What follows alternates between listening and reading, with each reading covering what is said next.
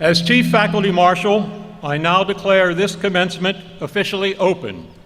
The ceremony will be officiated by W. Taylor Reevely IV, the 26th President of Longwood University.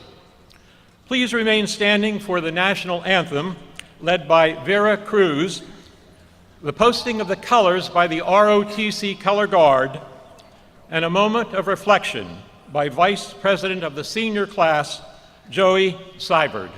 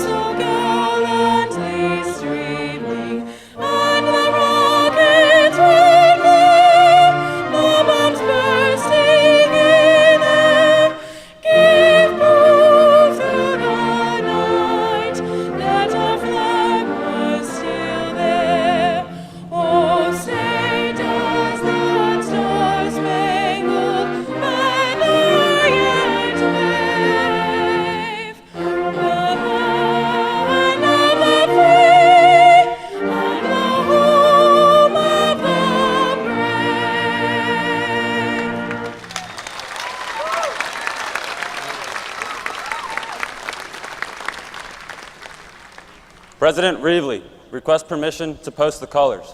You may post the color.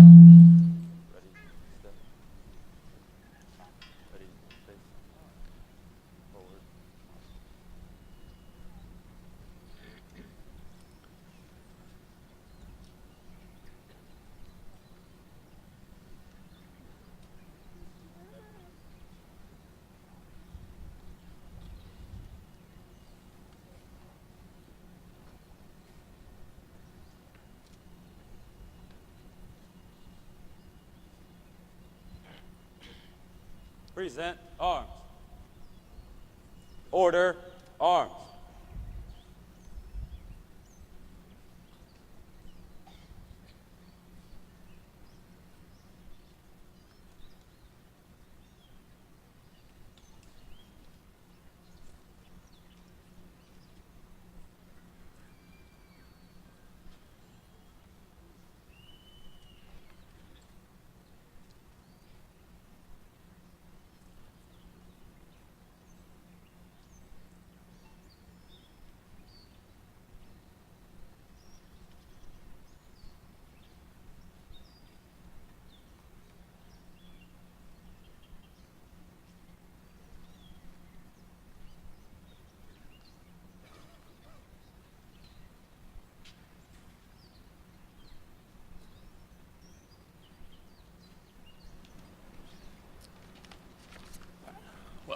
Hello, good morning, and welcome to all family, friends, esteemed faculty, the Board of Visitors, all invited guests, but of course my fellow classmates of 2015. Well, looks like it's official. Our quarter-life crisis seemingly is upon us. Is President Reevely ready to confer our degrees? It seems like he's just symbolically pressing that red panic button that's going to send us all plummeting into the abyss of the real world, but all right, it might not be quite that dramatic. But I feel like college graduation always poses the potential to feel a little terrifying in a sense, because the way of life that we've so long known here at Longwood is actually over. And now we're entering a new phase of life that we've yet to begin. Still, I would urge us to truly celebrate and not to feel bittersweet today, because even in our young lives, this is a very huge milestone for us. Whatever our post-graduation plans may be, whatever this actual bachelor's degree may technically mean for our futures, today is something that we've really always been working towards. Even as little kids, when our parents would ask us what we wanted to do and grow up, we put the heat on ourselves when we said we want to be an astronaut, want to be a teacher, want to be a police officer. We always were planning on going to college. Now, whether or not we still have those exact career aspirations in our plans, we can look back at the ever-spinning continuum of things that helped get us here and truly appreciate them. With approximately some 800 graduates today, I know we all personally may very well likely have different stories and pathways that got us here. So think about your own and what they mean personally to you.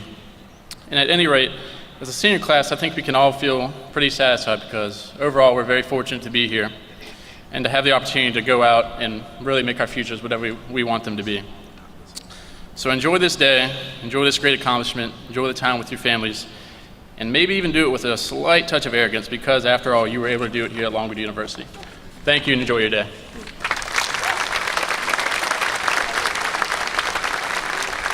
Please be seated.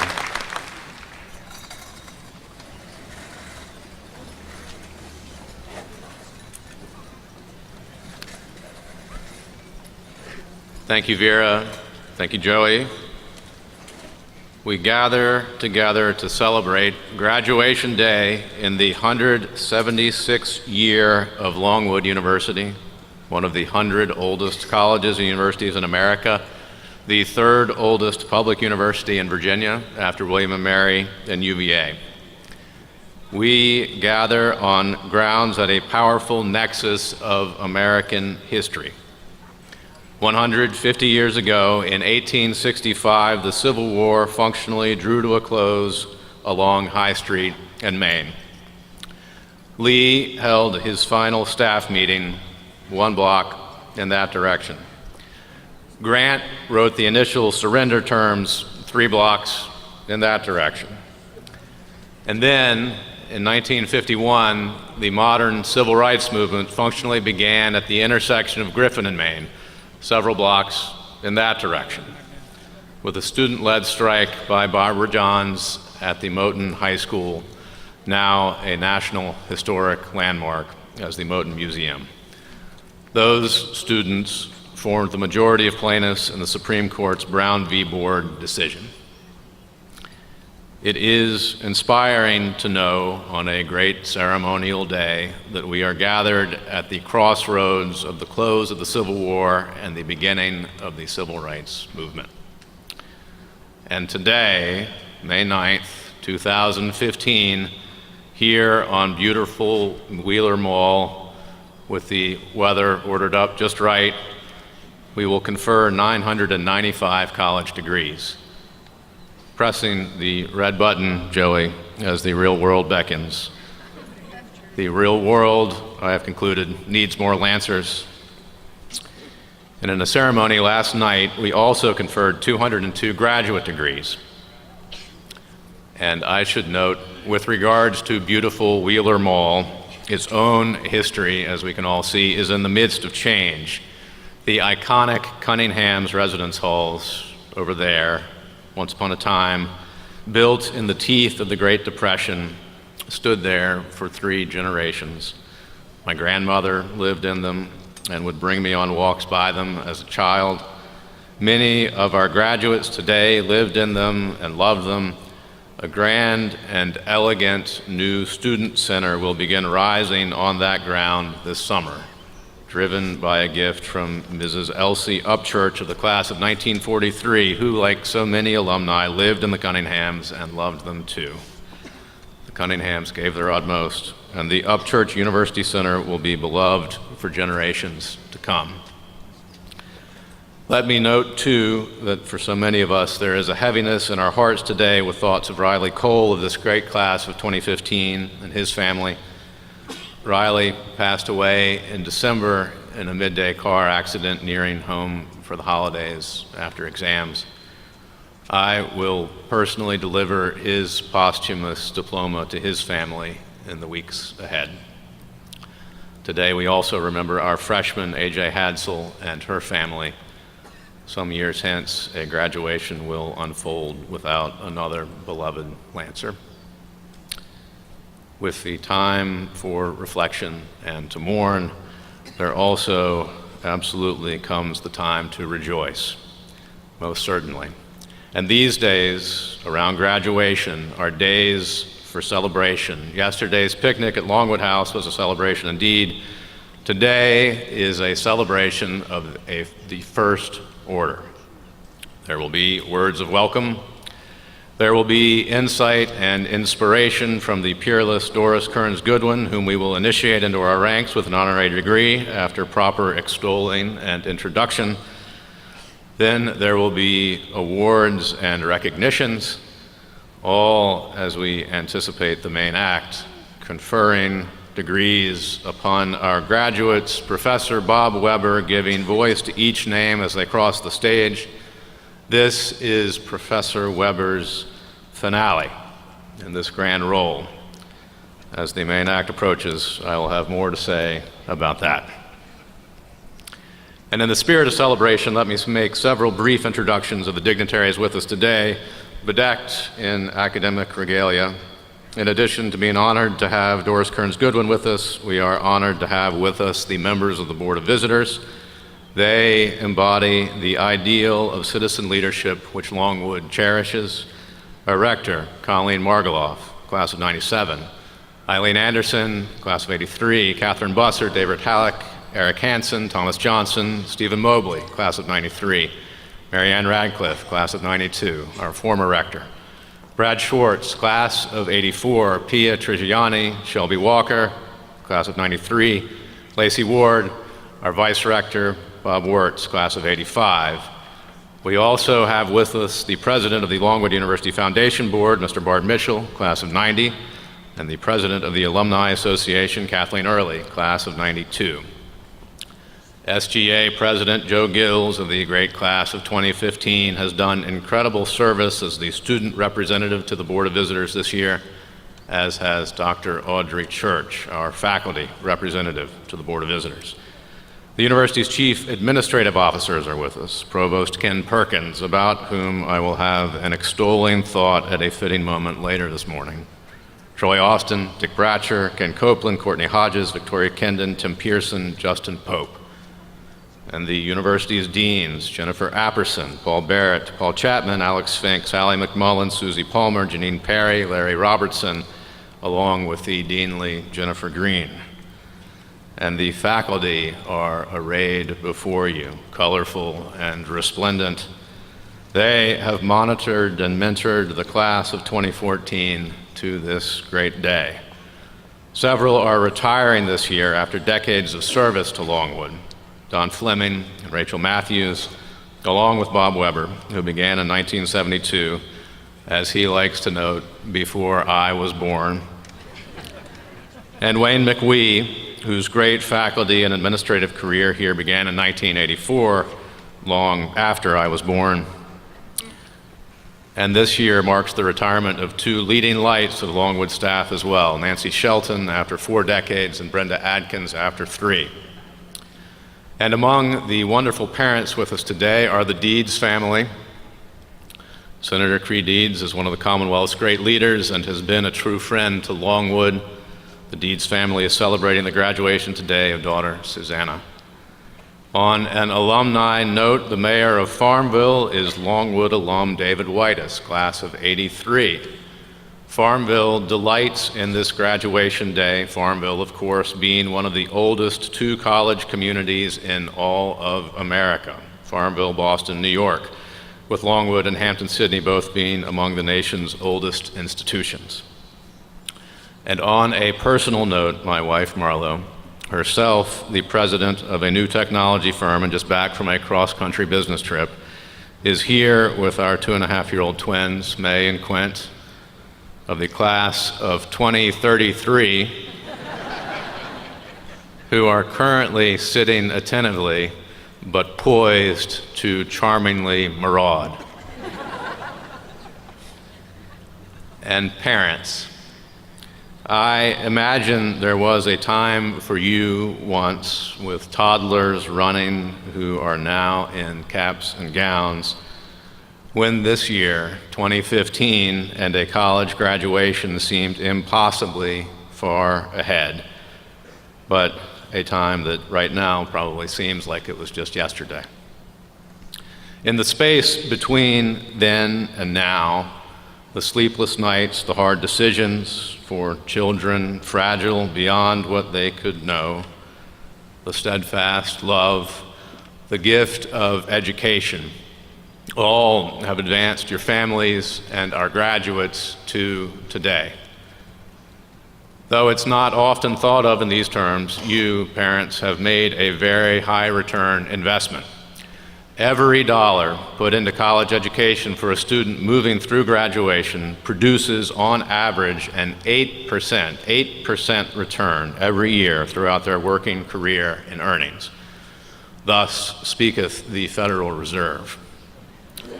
It's an average rate of return much better than even home ownership and exceeds the vagaries of the market. Of course, a college education is something profoundly more. For a generation, it has been typical to view the purpose of college in economic terms, and today the issue of the cost of college is typically considered in that context, with debate about which degrees are worth the price. America's founding generation thought deeply about higher education too. George Washington was the first American chancellor of the College of William & Mary. Thomas Jefferson founded the University of Virginia. James Madison was one of America's first graduate students, remaining at Princeton after his bachelor's degree to study theology and Hebrew. Notably, the founding generation did not view higher education in economic terms. Instead, they saw it as a fundamental and necessary public good for a free society. Throughout the millennia of human history that preceded them, which they studied very closely, education had been restricted to the aristocracy and religious figures. But the founders believed that if the people themselves were indeed to rule, then education fitting them best to do so must become more and more widely accessible. The founders saw the purpose of higher education in terms of citizenship. Citizenship and economic dimensions of a career, of course, are mutually reinforcing. But in our time, as authoritarian governments are aggressively advancing their interests and young democracies are in distress, when established democracies face unrest and public apathy, including most certainly here at home in the US, the world's longest enduring free society against history's long centuries of absolutism, in our own time, we should consider most fundamentally how to ensure the means of educating strong citizens who will sustain what we cherish for generations to come. To put it in a different way, to put it in a Longwood vernacular, college is about citizen leadership. Is college necessary for a strong economy? I believe so. Is college necessary for democracy? That is true beyond all doubt. Reflect on that for just a brief moment. Without a meaningful core of the voting public broadly educated in the great bodies of knowledge and painstakingly schooled in the incisive arts of questioning and reasoned analysis, would there be, year by year, enough strength in the public in full to stand down the demagogues or to uphold the rights and responsibilities that free society demands? That would certainly be the founders' concern, with the demise in classical times of democratic Athens and Republican Rome firmly in their minds. They felt the differentiator for America must be broad public access to education, something that classical Athens and Rome lacked even in all their glory. Our express mission at Longwood is to produce citizen leaders. That is the deep mission of all of American higher education. That purpose is especially vital at a juncture in world history when democracy itself faces new dangers. Future generations will rightly judge us by how we meet the challenge of educating citizens for self-government, a challenge the founders met themselves and foretold for time to come. And of course, the classroom is not the only educating force in college, certainly not here. Seniors, graduates, in your first days at Longwood, you signed the Honor Pledge and focused on the 12 points of our honor code: honesty, scholarship, responsibility, pride, perseverance, potential, character, humility, integrity, civility, leadership, service. They will stand you well as the real world beckons, with all that you have learned at Longwood in class and our traditions from one another. Graduates, my summary word of wisdom is that Longwood has been teaching you not just how to have a career, but how to live a life. So welcome to Commencement Day. Let's begin our ceremonial steps. The rector of our Board of Visitors, Colleen Margoloff, will extend a brief welcome on behalf of the board.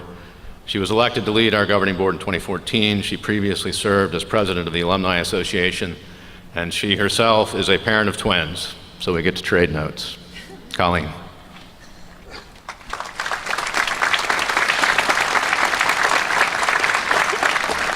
Thank you, President Reevely. On behalf of the Board of Visitors, I want to say congratulations and wish you all the best of luck. And also to offer you this piece of advice: take as many photos as your mother wants today. Humor her and your parents. As you sit there, and I sit up here and I think back to when I was sitting in that seat, a few things have happened in my life that I just want to share with you, some pieces of advice or learnings. Always buy the extended warranty for appliances in your household. You never know how expensive somebody's time is until a $5 light bulb in your oven costs $150. Dress for the job you want, not for the job you have. Remember kindness and patience as you're sitting on an airplane with a screaming baby, because I can almost guarantee that one day that screaming baby will be yours. And from my experience, when colleagues and friends are having a problem, they typically don't want to hear from you, "I think you should." What helps is to say, "in my experience," and then to share an experience of yours that will help them make the best decision. Ladies, when a gentleman is with you in your presence and you ask them what's wrong, and they say nothing, they mean it. Gentlemen, when you ask a woman what is wrong and they say nothing, you are in so much trouble.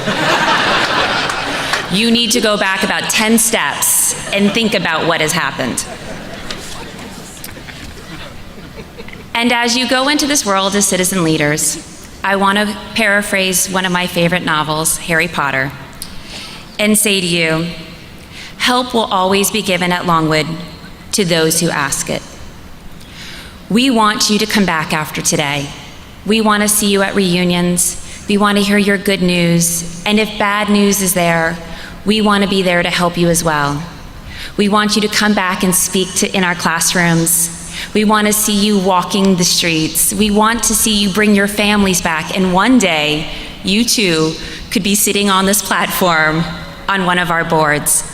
Congratulations, good luck, and we are so proud of you.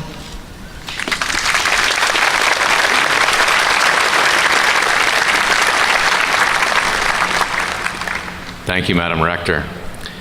And now the official welcome from the class of 2015 will be given by the senior class president, Paige Rollins. Paige, come seize the podium.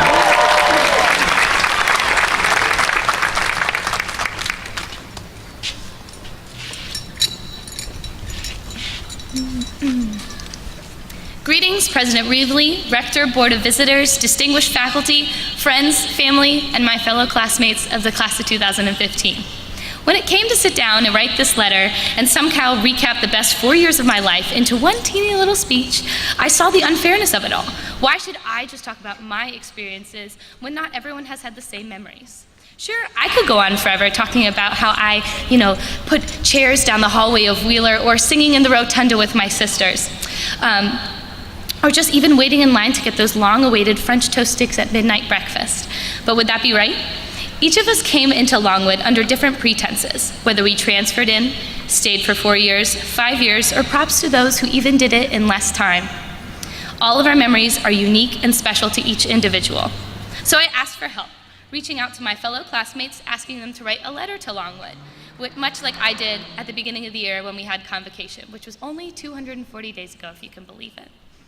I was overwhelmed with all of your responses. I feel like I've gained such a greater appreciation for my classmates, your memories, and your friendships, and I hope these 4 letters that I'm about to share with you all today help you feel that too. I received thank you notes, I received advice to incoming students, I received many, many, many love letters, and even a breakup letter too. So here we go. Dear Longwood, when I came to Longwood, I was a naive, out-of-state, not knowing what Nova was freshman. I had no car or no way to get home to see my parents for over 6 months. Needless to say, it was a very long year. I was a first-generation college student, and my parents had little knowledge of the college process or what I needed to do to reach my goals after graduation. They had raised me through my 12 years at grade school, teaching me my education was everything. That's the motivation that I had when I came here. But after the first year, I found myself lost, unmotivated, and overwhelmed. That's when I really started to listen to my advisor. He had some tough advice that echoed my parents' words, gave me some direction. He's taken the role on as a friend, professor, and a mentor. I don't think I would have graduated with a biology degree without him pushing me along and giving me the confidence that I needed to believe in myself. I'm thankful for his sarcastic sense of humor that always gave me some comic relief when I needed it the most. I will never forget him nor the lessons that he has taught me. I think if there's one overall message that I would take from all the amounts of time I spent in his office complaining, is that enjoy what you do in life and don't get bogged down by the things that you can't do. Focus on what makes you happy and everything else will just fall into place. Dearest Longwood, it's not you, it's me. As we're moving in different directions, I see that it's best if we remember all the good times we've had in the past and I make a departure from your life. We've laughed, we've cried, but most important of all, we have loved each other and will continue to love each other as the years go on. You're going to make someone very, very happy someday by having them fall in love with you the way I did. But alas, I must leave you because we both have bigger things to accomplish while in our own separate ways. I think it would be best if we saw other people, and I know those other people will make an impact on our lives, such as you making a better place for me and me a better person. I will truly cherish my time I spent in your library, frolicking through your fountains, having you make me into a great citizen leader, but I think at this time it would be best in our best interest if we just continued on as friends who just see each other every once in a while. As hard as it is for you to see me leave, and many other Lancers today, you should know that there is and always will be a special place in my heart for you, because as they say, once a Lancer, always a Lancer. Love, yours truly. Dear Longwood, I came to you in 2011 as a shy, insecure girl. I battled with depression and often contemplated suicide. Through a series of art projects and the help of an amazing art department and their professors, I'm happy to say that I'm doing much better today. At one point in my life, I didn't think I was going to make it to graduation, but I'm here today and with great plans for the future. Love, an eternally grateful Lancer. And my last letter. Dear Longwood, thank you for your 4 years of some of the best memories that I have ever known. From freshman year in the Cunninghams to my senior year on Buffalo Street, I have grown to be a better man because of the school. I have found friends through my dedication to service in the university community and the town of Farmville. Through my fraternity, I have discovered what it means to be a leader that does not seek honor for thyself. Most of all, what I've learned here was the value of being a citizen leader, striving not to be the person that claims power or pride, but to be the person who is willing to help his fellow man at any given opportunity. Leadership is truly service to the world around you. Without Longwood University, I do not know that I could fully understand this. This school is my home and forever will be. My pride and legacy remains here with my fraternity, but also my heart remains here with the love of my life. I could not be more proud that my alma mater is going to be Longwood University. I would not trade the memories or the love that I have found in this place for anything in the world. This school has made me the man I am today, and for that I will be eternally grateful. I'm very sad to leave this school, but I believe in my whole heart that once a Lancer, always a Lancer. So while these sentimental words and memories last a lifetime, paper and ink will fade. The senior class of 2015 and the President's Office have teamed together to create a project to make our memories a little bit more permanent. Throughout Senior Week, the Senior Class Council passed out small locks at all the different events to decorate with their name, a group or organization's name, or any design that shows their own personal love for Longwood. These locks, or more commonly referred as legacy locks, are located at the corner of Brock Commons and Wheeler Lawn behind you. These legacy locks are a visual representation of each individual's time at Longwood and the love for our alma mater. So in closing, I have one last letter for you, class of 2015. It's the very letter that I read to you at convocation at the beginning of this year, but with a teeny little twist. So here we go. Dear Longwood University, class of 2015, it is with a happy heart that I am writing to you today. If you're listening to this letter, that means that you've experienced everything Longwood has had to offer. You're boiling hot in your cap and gown and are waiting to be handed that beloved piece of paper as a promise to your future ahead. Think about it. If you've attended Longwood for your entire college career, we've survived 4 color wars, 1 earthquake, 8 exam weeks, and let's not get even started how many carnival cookies we've eaten from D Hall. No matter how many classes we've taken, smiles we've gotten from Miss Betty's, or how many Chi and Precap droppings we've found, look around you. You're surrounded by your classmates, your brothers, your sisters, your teammates, your best friends, and maybe even some new ones. And let's not forget about the people who got you here. It may be your boyfriend or girlfriend, your best friend or sibling, your mom and dad, but regardless, they're all here to send you off from a successful adventure at Longwood University. As the class of 2015, we are the product of many sleepless nights, whether that's frantically cramming for that impossible exam, putting together the perfect recruitment, or just eating your weight in pizza and watching an ungodly amount of Netflix. We are proof that we can make a difference by our hundreds of student organizations, campus events, and amount of service that we've done in the Farmville community. We've practiced hard to be here today, whether it's a sport, instrument, dance, or speech. Each moment we're putting our passion into reality to be here at graduation.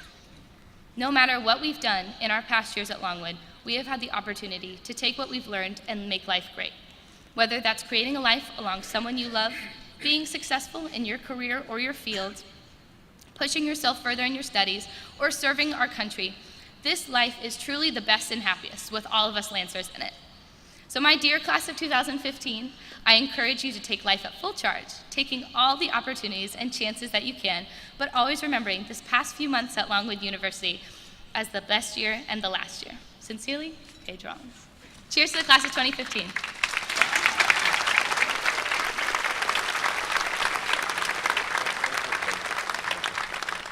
All right, there's a very important ceremonial juncture now with the president of the senior class. I think a selfie is in order.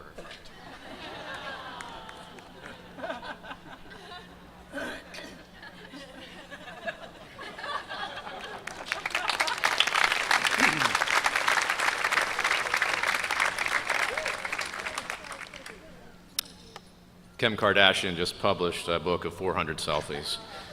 I'm not sure what the market demand for a collection of Longwood selfies might be, but I will tweet this out in just a second, and we can find out.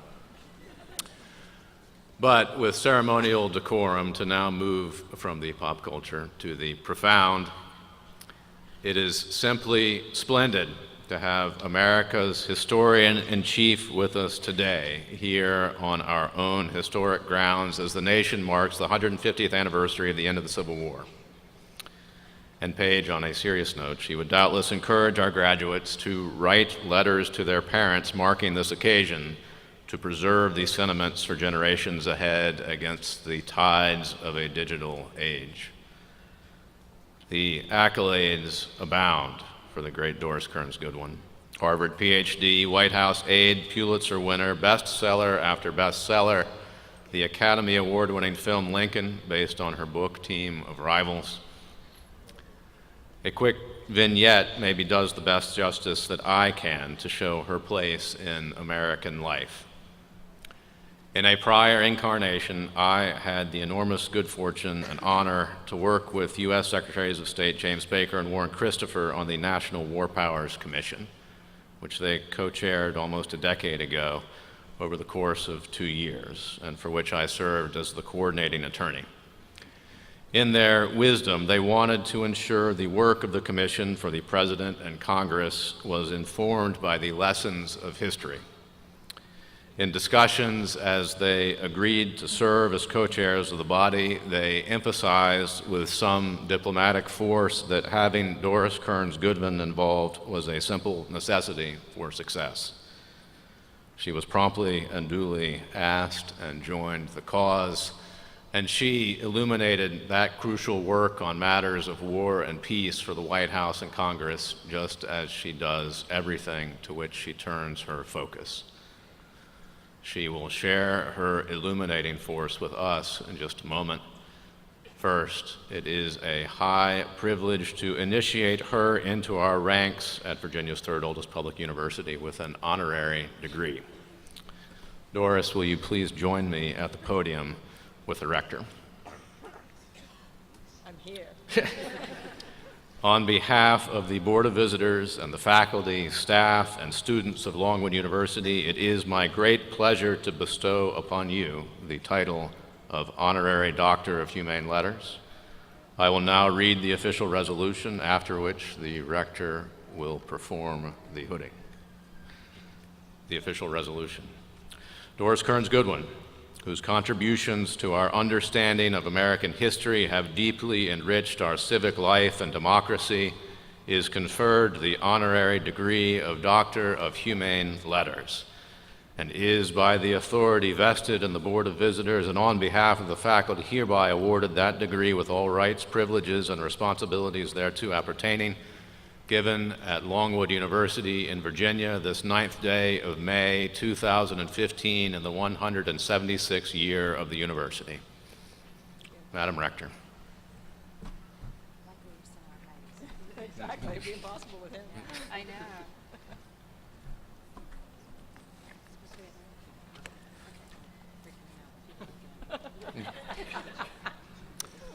Ladies and gentlemen, Doris Kearns Goodwin.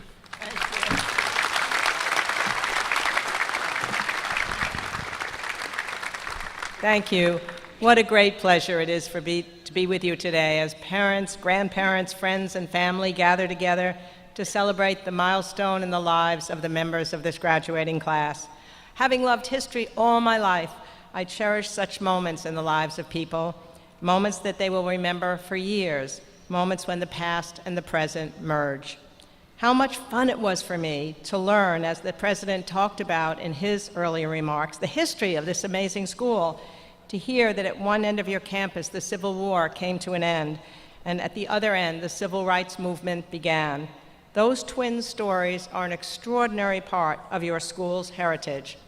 I sometimes fear that in our fast-moving world, where we're constantly bombarded by instantaneous messages on cell phones, Facebooks, and blogs, that we're losing the art of storytelling, the oral tradition of exchanging experiences from one generation to the next, providing wise counsel and advice.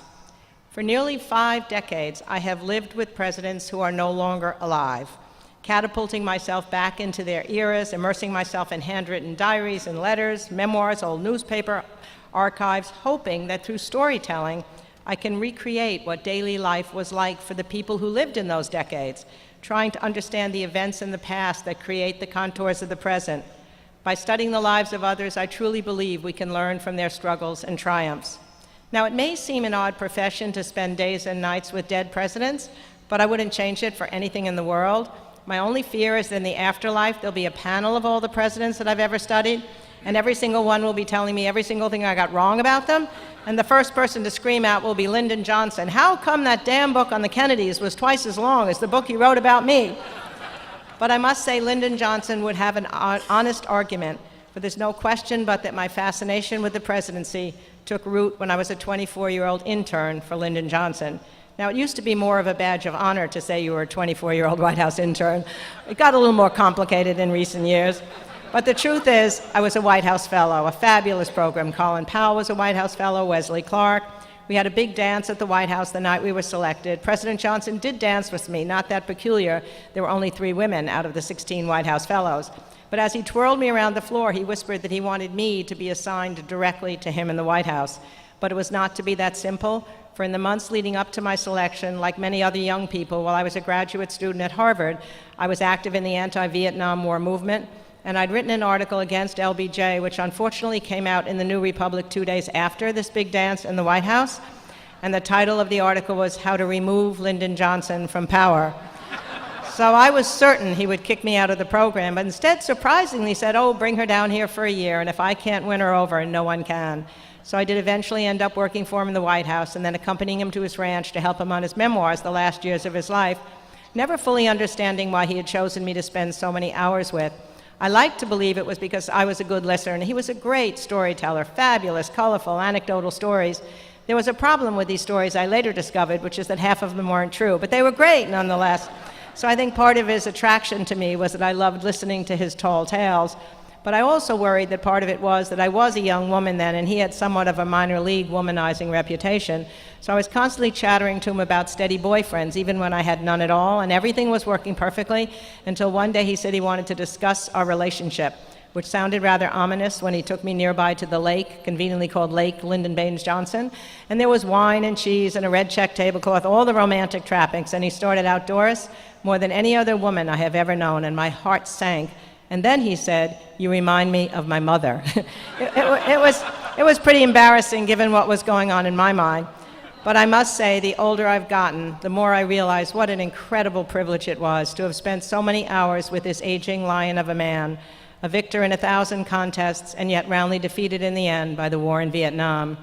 I am so glad that now, with the 50-year anniversaries of the great civil rights laws passed during his time, ending segregation in the South, providing that precious right to vote to African Americans, as well as Medicare and aid to education and so many other laws, LBJ's domestic accomplishments are finally receiving the well-deserved recognition they have. Yet the time when I knew him, he was so sad, he opened up to me in ways that he never would have had I known him at the height of his power.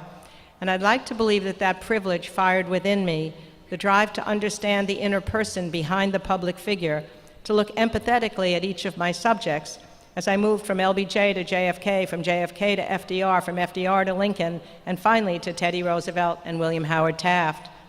But no one more compelling, I believe, than Abraham Lincoln.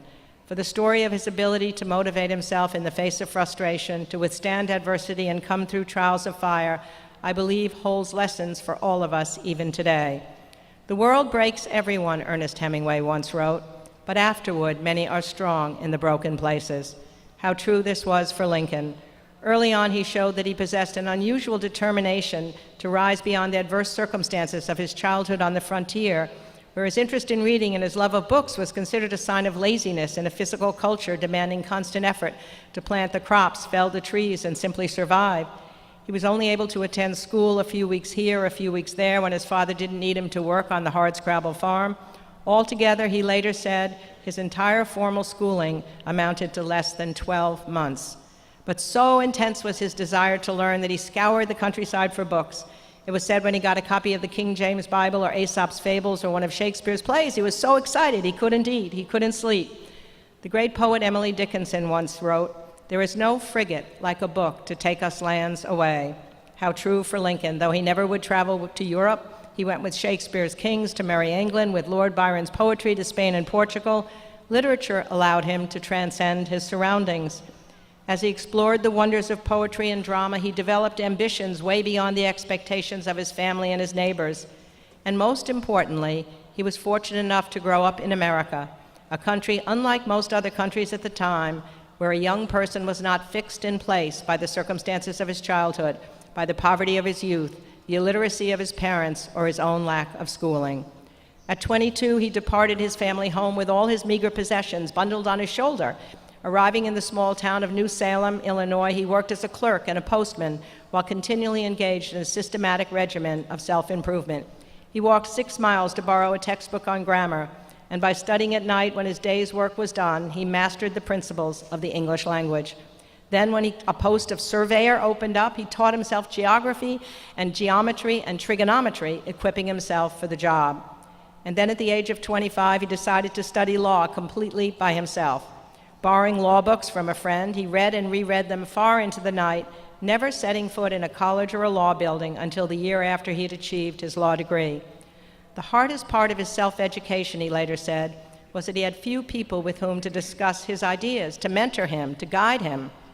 By contrast, I realize how fortunate I have been to have dozens of truly terrific teachers in both high school and college, teachers who left a permanent mark on me, who guided me, who mentored me, who advised me, just as your class president talked to you. One of my high school teachers brought FDR so vitally to life that when she talked about Roosevelt's death, she began to cry, and so did we. And she later won an award as the best history teacher in New York State. And then in college, I had a professor who was so magical in teaching Aristotle and Plato that we all thought if we could only make out what he was saying, we would understand justice, truth, and the mysteries of life, but we could never fully follow his line of argument, for he always seemed so far beyond us.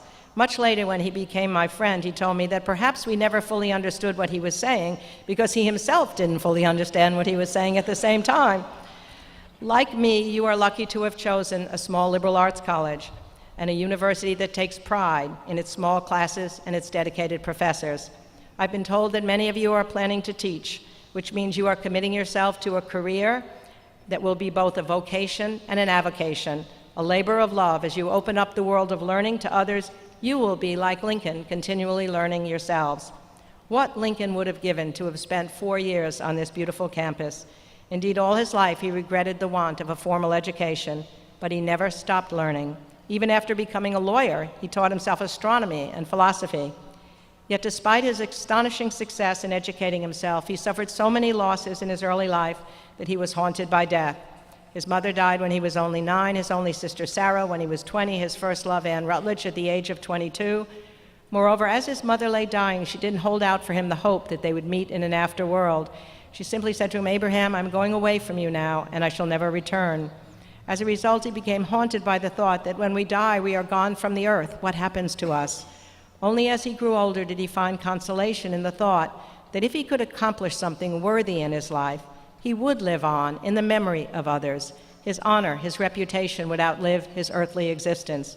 So that worthy ambition grew in young Lincoln, so much more than for office or power or celebrity, but rather, as he himself put it, the desire to leave the world a better place for his having lived in it.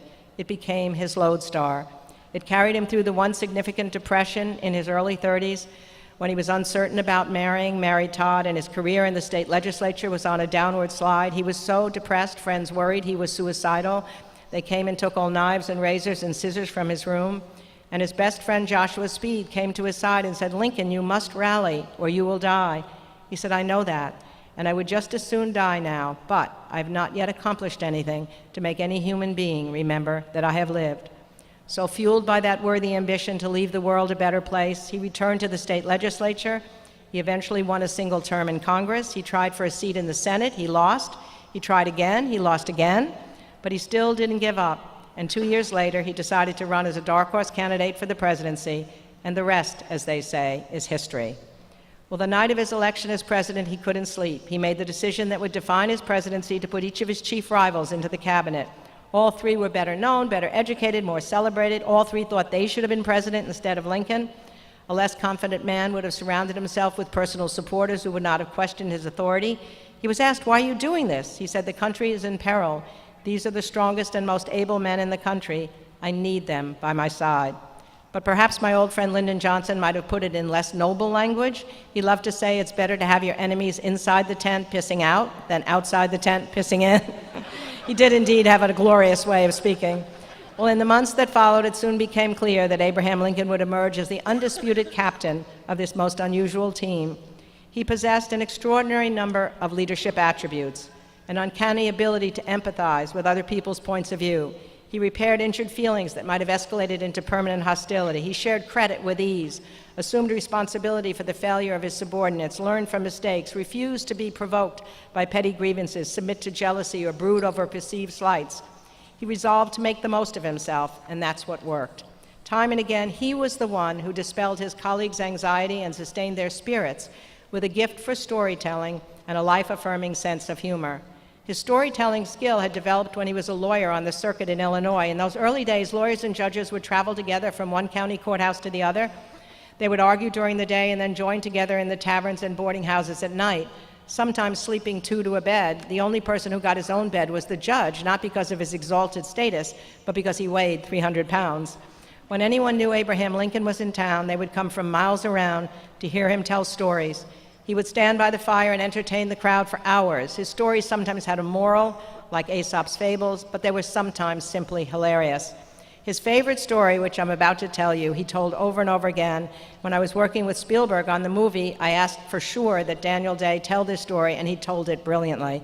It had to do, as Lincoln would tell people, with the Revolutionary War hero Ethan Allen, who went to England after the war, the British still smarting from losing the Revolution. So they decided they'd embarrass him by putting a huge picture of General George Washington, the only outhouse nearby where they'd have to encounter it. They figured he'd be upset about the indignity of seeing George Washington in an outhouse. But Ethan Allen came out not upset at all, and they said, well, didn't you see George Washington there?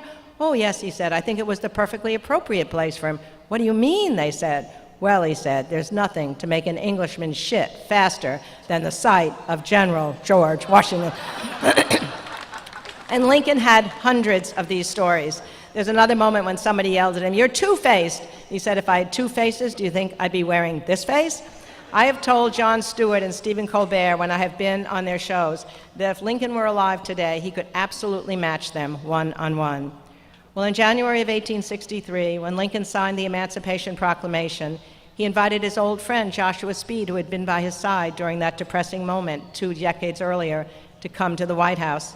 He reminded Speed of their conversation that night, and then speaking of the Emancipation Proclamation, he declared, I believe that in this measure, my fondest hopes will be realized. If my name ever goes into history, it will be for this act, and my whole soul is in it. As he was about to put his signature on this historic proclamation, however, he found that his arm was numb from shaking 1,000 hands earlier that day at a New Year's reception. And so he said, if my hand trembles when I sign this, putting down the pen, all who examine the document hereafter will say he hesitated. Yet I never in my life felt more certain I was doing right. So he waited and waited until he was ready to sign with a bold, clear, and firm hand. But even at that historic moment, Lincoln could never have imagined that his action that day would be revered for all time, nor when he delivered the Gettysburg Address 10 months later, or the second inaugural in March of 1865, could he have dreamed that centuries later, generations of students would be able to recite his words from memory. No speech, I believe, more beautiful than the second inaugural. Think of it. The North is finally on the eve of winning this long war, but no triumphal message does he deliver. On the contrary, knowing his next task is to bring the South back into the Union, the theme of that inaugural was that the sin of slavery was shared by both sides. Both sides read the same Bible, he said. Both prayed to the same God. Neither's prayers were fully answered. And then, of course, the words we all remember, with malice toward none and charity for all, let us bind up the nation's wounds. Well, it was only 6 weeks later that his life would come to an end, when John Wilkes Booth came to the back of the box at Ford's Theater and shot him in the back of the head with a wound so devastating doctors said he should have died instantly. But he fought for life until the following morning, when surrounded by his cabinet, he finally died. And when his war secretary, Edwin Stanton, gave the words that have come down over time, now, Stanton said, he belongs to the ages, the very hope Lincoln would have had that he'd be remembered over time. But even in his most hopeful moments, he could never have pictured how long and far his reputation would reach. I was thrilled to find an interview with the great Russian writer Leo Tolstoy in 1908 in a New York newspaper, which showed that even then Lincoln's name had spread across the globe. He said he had just come back from a remote area in the Caucasus where there were a group of wild barbarians who'd never left that part of Russia. They were so excited to have Tolstoy in their midst. They asked him to tell stories of the great men of history. So I told them about Napoleon and Frederick the Great and Alexander the Great. But before I finished, the chief of the barbarians stood up and said, "But wait, you haven't told us about the greatest ruler of them all. We want to hear about that man who spoke with the voice of thunder, who laughed like the sunrise, who came from that place called America that is so far from here that if a young man should travel there, he would be an old man when he arrived. Tell us of that man. Tell us of Abraham Lincoln." So Tolstoy said he told them everything he could about Lincoln. And then the newspaper reporter said, "So what made Lincoln so great after all?" And Tolstoy said, "Well, he probably wasn't as great a general as Napoleon, not as great a statesman as Frederick the Great, but his greatness consisted in the integrity of his character and the moral fiber of his being." So that dream to be remembered which had powered Lincoln all his life had indeed been realized. That dream which had carried him through his dismal childhood, his laborious efforts to educate himself, his string of political failures, and the darkest days of the war. his story would be told. Now, for most of us, the hope to be remembered over time and have our story told may not be realized in a Washington monument or on Mount Rushmore, but rather through the memories of our children, our families, our friends, and our colleagues. Which brings me back at the end to where my love of history truly began, to the days when I was only 6 years old, and my father taught me that mysterious art of keeping score while listening to baseball games, so that I could record for him the history of that afternoon's Brooklyn Dodger game and tell him the story when he came home from work. I now realize that in excruciating detail, I recounted every single play of every inning of the game that had taken place 4 hours earlier, but he made me feel I was telling him a fabulous story. Makes you think there's something magic about history. In fact, I'm convinced I learned the narrative art from those nightly sessions with my father, because at first I'd be so excited I would blurt out, "The Dodgers won," or "The Dodgers lost," which took much of the drama of this 2-hour telling away. So I finally learned you had to tell a story from beginning to middle to end. Indeed, he never told me then that all of this was actually described in great detail in the sports pages of the newspapers the next day, so I thought without me he wouldn't even know what happened to the Brooklyn Dodgers. Although my father died of a sudden heart attack when I was still in my 20s, before I got married and had my 3 sons, I have passed his memory as well as his love of baseball on to my boys. Though when the Dodgers abandoned us for Los Angeles, I was so upset that I couldn't even watch baseball until I went to Harvard. My boyfriend took me to Fenway Park, so reminiscent of old Ebbets Field that I fell instantly in love again and became an irrational Red Sox fan. We have now had season tickets for more than 30 years, and I must say even now I can sit with my boys sometimes and close my eyes against the sun and imagine myself a young girl once more in the presence of my father, watching the players of my youth on the grassy fields below, Jackie Robinson, Pee Wee Reese, Duke Snyder, and Gil Hodges. I must say there is magic in these moments. When I open my eyes and I see my sons in the place where my father once sat, I feel an invisible loyalty and love, linking my sons to the grandfather whose face they never had a chance to see, but whose heart and soul they have come to know through all the stories I have told. Which is why in the end I shall always be grateful for this curious love of history, allowing me to spend a lifetime looking back into the past, allowing me to believe that the private people we have loved and lost in our families and the public figures we have respected in history, just as Lincoln wanted to believe, really can live on, so long as we pledge to tell and to retell the stories of their lives. I thank you so much for letting me share this day with you to tell the story of Abraham Lincoln, and I hope that all of you will tell the stories of this day to your children and grandchildren to come. Thank you very much.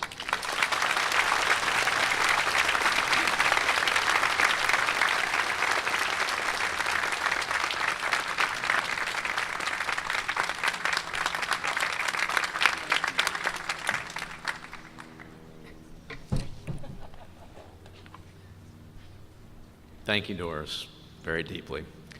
This historic place relishes this time with the historian-in-chief in this historic year. And now, I would like to invite Aaron Hessler, class of 2015, to come forward to announce the class gift to the university. Aaron.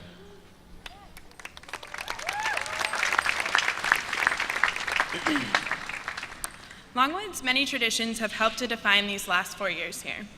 We will always remember stepping on Princeps crowns, avoiding Chi rotundas, competing in color wars, being capped at convocation, and rubbing Joni on the Stony's hands as just a few of the traditions which distinguished our time here at Longwood and united us as a community. This year, a new Longwood tradition will be started. It is my pleasure to present the senior class gift. The class of 2015, with help from the Student Government Association, is funding the relocation of a 28-ton rock that was removed from campus ground during the construction of Chichester Science Center. This rock will be moved from its current location in Lancer Park to a central location near Ilo Field. The Longwood Spirit Rock will be available for students to paint over with messages for years to come, and it is our hope that the rock will be another beloved tradition for Lancers past, present, and future to enjoy. Thank you, class of 2015. Congratulations again. Go Lancers.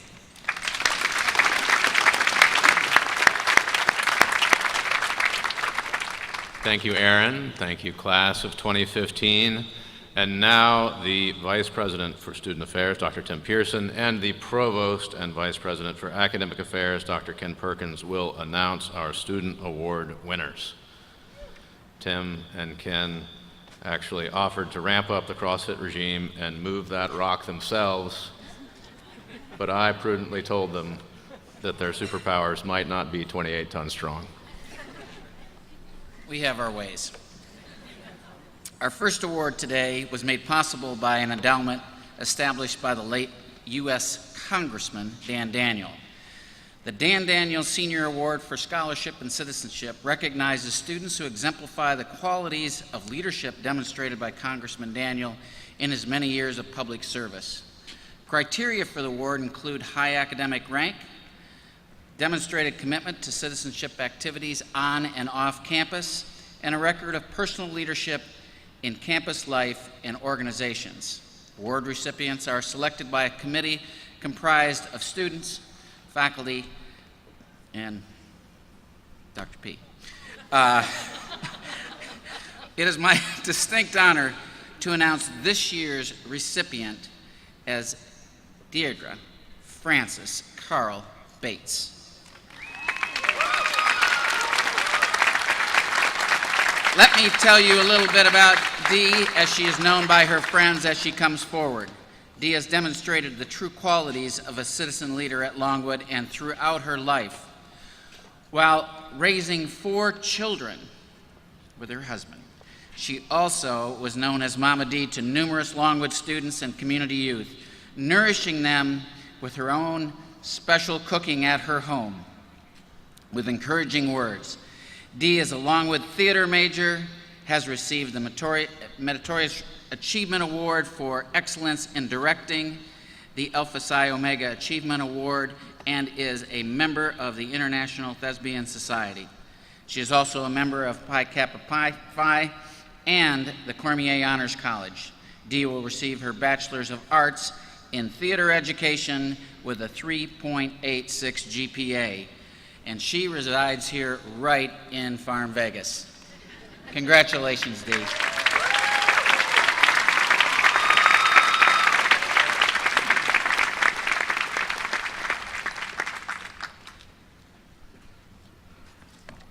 The next award is the result of a $75,000 endowment that was established in 1982 by the late Felix Hardgett of Roanoke as a memorial to his wife, who was a 1921 graduate of Longwood. The award is named the Sally Barksdale Hardgett Prize for Academic Excellence.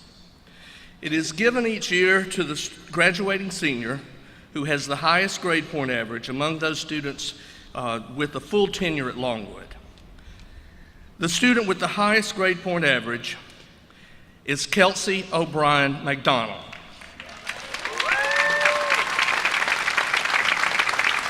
So would Kelsey please join me on stage as I share some information about her.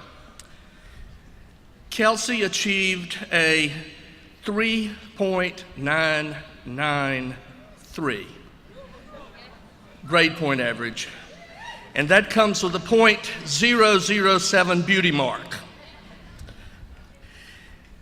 And she will receive her Bachelor of Science in Business Administration today. She is a member of the Cormier Honors College and is from Kennett Square, Pennsylvania. It is my honor to present you with the Sally Barksdale Hardgett Prize for Academic Excellence. Congratulations, Kelsey.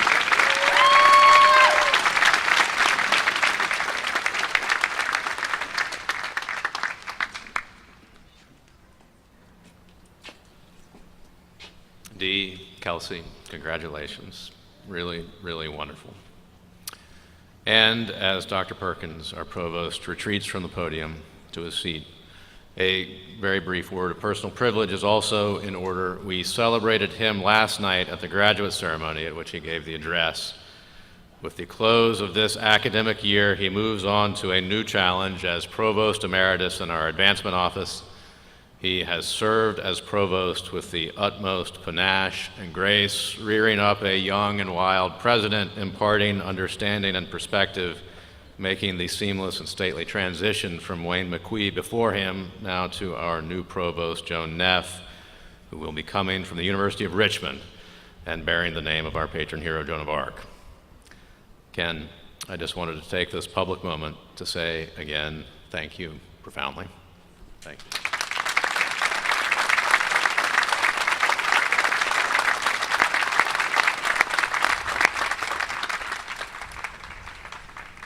And now Jenna Wyatt, the Class of 15 Secretary, will announce the recipient of the Student Faculty Recognition Award. Jenna.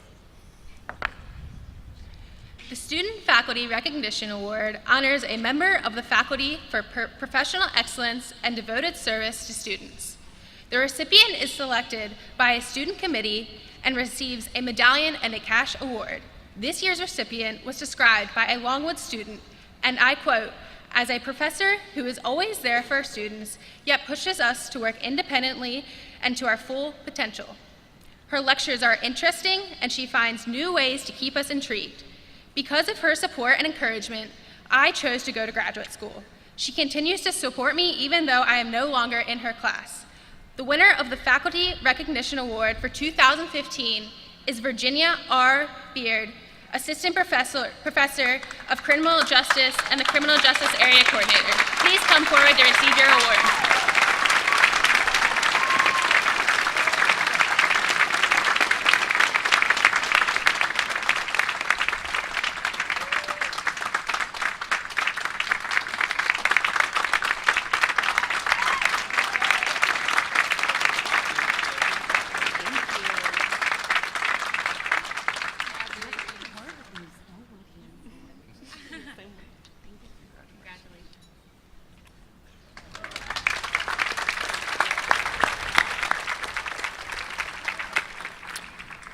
Congratulations, Professor Beard. And now I have the privilege of introducing Captain Reginald Moyse, the officer in charge of Longwood University's Army Reserve Officer Training Corps, ROTC, for the commissioning of officers.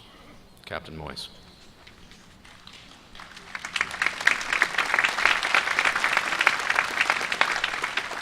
Thank you, President Reveley. Today we will commission 3 of your classmates into the United States Army. By accepting this commission, they assume the responsibility to defend this nation and its Constitution, so we can live in freedom and peace. It is a true commitment to this cause, and I'm honored to accept them into our ranks. At this time, I would like to call forward Cadet Irina Booth, her family, First Lieutenant Knight, to the front of the stage.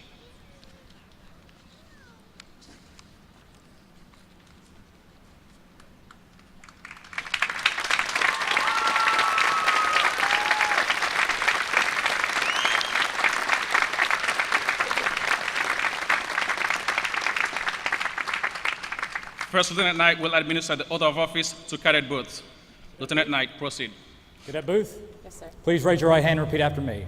I state your full name. I, Irina Lynn Booth, Having been appointed an officer in the Army of the United States having been appointed an officer in the United States with the rank of Second Lieutenant, with the rank of Second Lieutenant, do solemnly swear that I will support and defend the Constitution of the United States do solemnly swear that I will support and defend the Constitution of the United States against all enemies, against all enemies, foreign and domestic, and domestic, and I will bear true faith and I will bear true faith and allegiance to the same.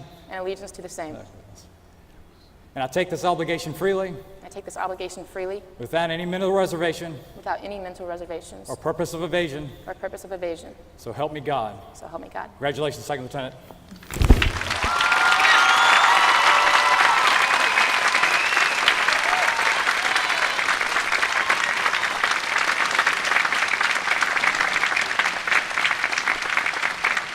Pinning the gold bar for Second Lieutenant Booth are her mother and father, Donna and Terry Booth.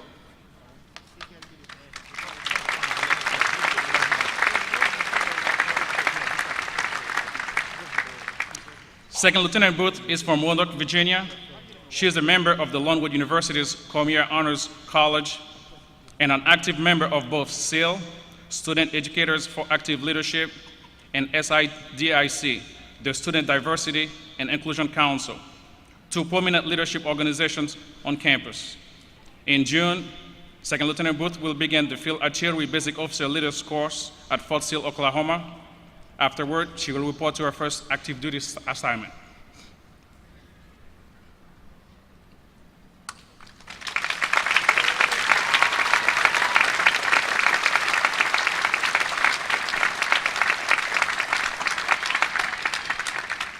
Her first salute is from her grandfather, Ralph Chick, retired technical sergeant after 23 years from the United States Air Force.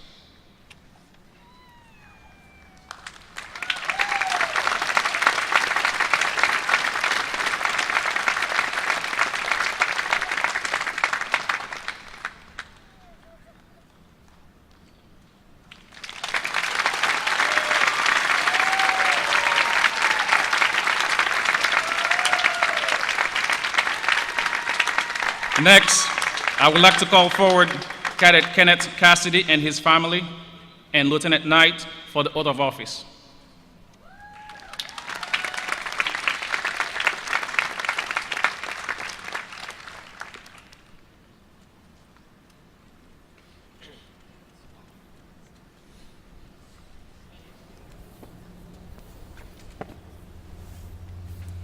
Cadet Cassidy. Please raise your right hand and repeat after me. I state your full name. I, Kenneth Cassidy. Having been appointed an officer in the Army of the United States. Having been appointed an officer in the Army of the United States. The rank of second lieutenant. The rank of second lieutenant. Do solemnly swear. Do solemnly swear. That I will support and defend the Constitution of the United States. That I will support and defend the Constitution of the United States. Against all enemies. Against all enemies. Foreign and domestic. Foreign and domestic. And I will bear true faith. And I will bear true faith. And allegiance to the same. And allegiance to the same. And I take this obligation freely. And I take this obligation freely. Without any mental reservation. Without any mental reservations. Or purpose of evasion. Or purpose of evasion. And that I will well. And I will well. Faithfully discharge. Faithfully discharge. The duties of the office upon which I am about to enter. The duties of the office of which I am about to enter. So help me God. So help me God. Congratulations, Second Lieutenant. Thank you. Pinning the gold bar for Second Lieutenant Cassidy are his mother and father, Tim and Kathy Cassidy.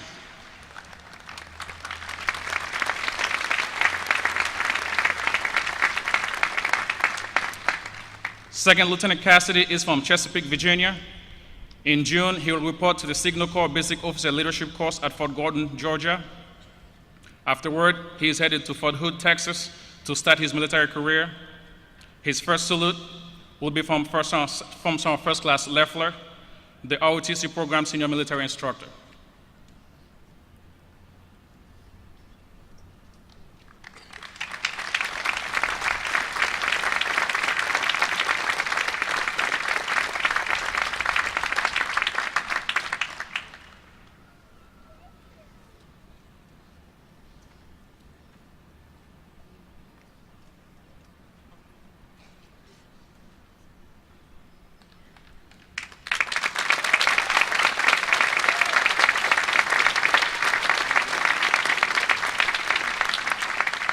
And next, I would like to call forward Cadet Brian Harper, his family, and Captain Bernazani, who will administer the oath of office.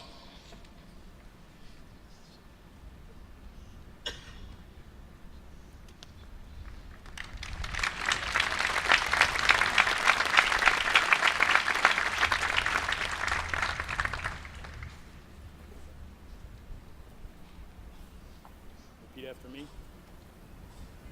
I state your full name.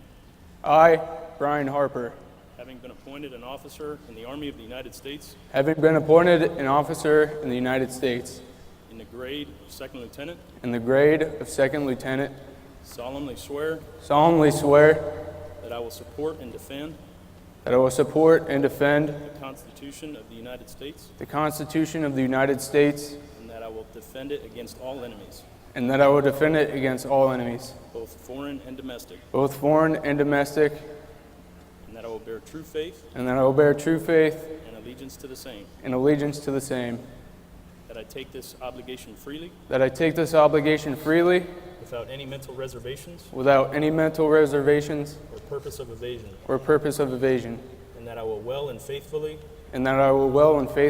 discharge the duties of the office upon which I am about to enter. So help me God. So help me God. Congratulations. Pinning the gold bar for Second Lieutenant Harper are his mother and father, Elizabeth and Wayne Harper.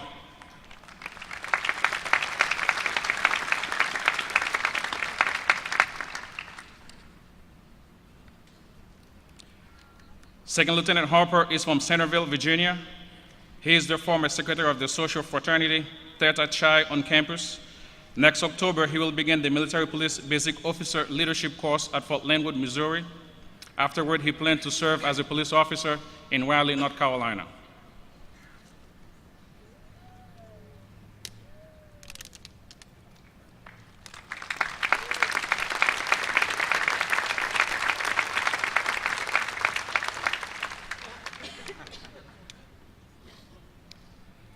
His first salute is from his brother, Sergeant Kevin Harper.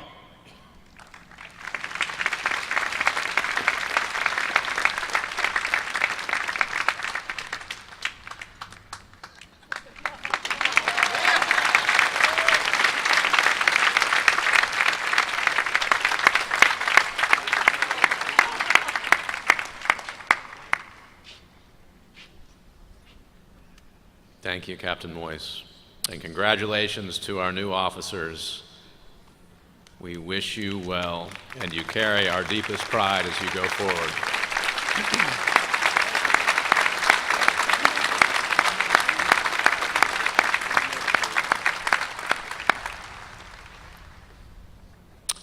And now it is my privilege to introduce Kathleen Early, Class of '92, President of the Alumni Association.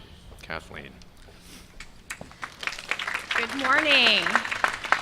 As president of the Alumni Association, I'm honored to induct you, Longwood University's newest alumni, to join the ranks of over 33,000 active members of the Alumni Association who have gone before you. Your membership in the Alumni Association is one of the many ways you will stay connected to Longwood for the rest of your lives.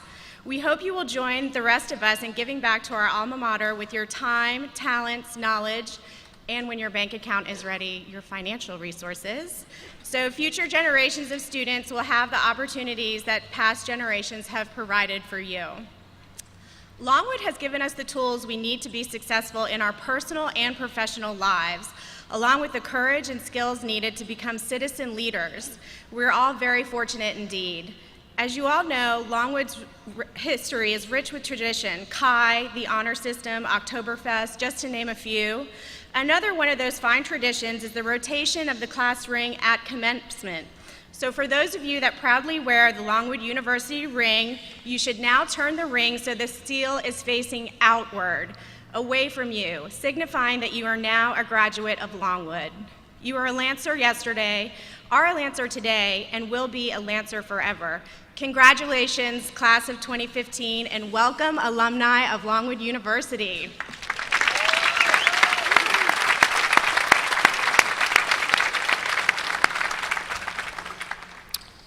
The main act is getting very, very close.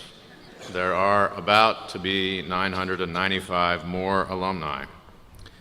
Madam Rector, will you please come forward and authorize the conferral of degrees?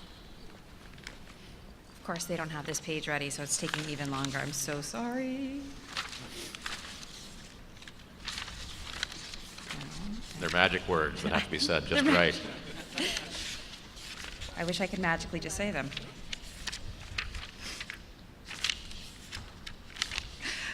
President Reevely. On behalf of the Board of Visitors, it is my privilege to authorize you to award the degrees.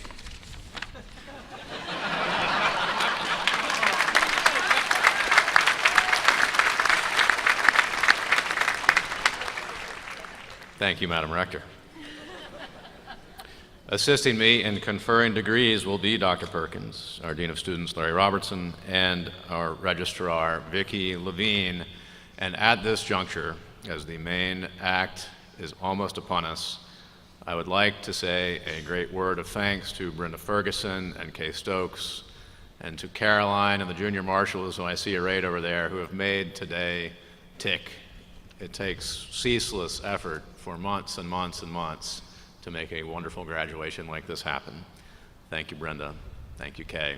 Thank you, junior marshals.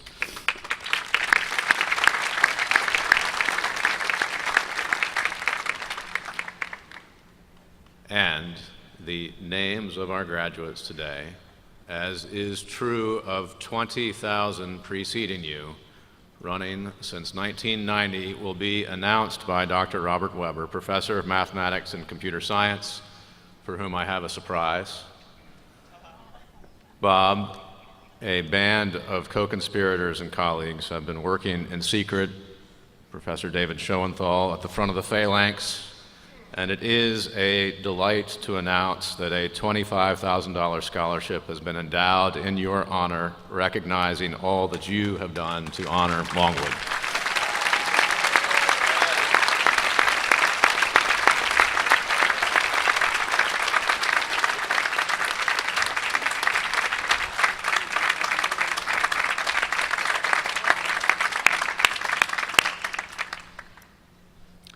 And after today's finale performance, in apostolic succession, Dr. Chris Swanson, with operatic verve, will take the mantle of calling the roll in time and graduations ahead.